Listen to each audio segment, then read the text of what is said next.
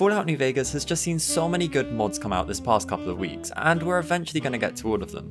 But we're going to be starting things off with Afterglow. This mod adds in ambient lighting to the neon signs you can find around the wastes. This makes Vegas look even better at night. The yellow hue that's projected from the lights moving at the tops, the Lucky 38 casino, and that green hum that comes from Michelangelo's. This mod is definitely one you're going to want if you want to make your Vegas feel a little bit more Vegas-y.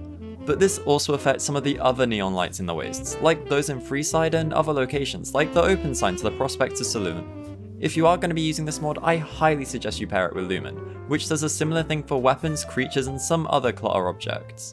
The two together really make nighttime in the Mojave something to look forward to. So I really suggest you pick this mod up. There's another mod that came out recently which is going to make your gameplay feel so cinematic, and that's Dynamic Depth of Field. As you can probably tell by the title, this mod adds in Dynamic Depth of Field whilst being ESPless, and it's incredibly gameplay and performance friendly I've found. The transitions here are really smooth, and it just makes the game look 10 times better if you're getting some screenshots, and if you're not, then well, it will help hide some of that atrocious LOD of yours. In the Files tab of the Nexus page, there's an optional version which adds in depth of field to your reloads too, if you want your combat to feel just as cinematic. But yeah, this is a really great mod, and for those of you that still cling on to Dynavision for depth of field, consider checking this mod out.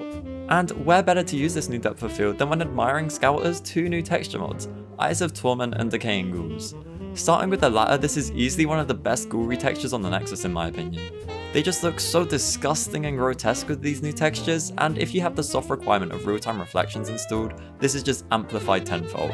The slight shine the skin of the ghouls have makes them just look like they're oozing and just ew. Yeah, this is great for making the feral ghouls feel as gross as they probably should whilst maintaining that vanilla feel. Eyes of Torment on the other hand retextures the ghost people who inhabit the Sierra Madre, and the first thing you probably notice about these textures is that, well, it changes their eyes to yellow.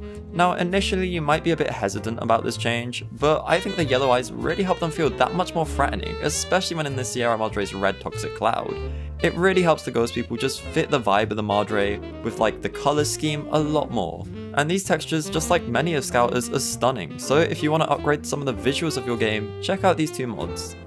But anyways, that's all we have time for today.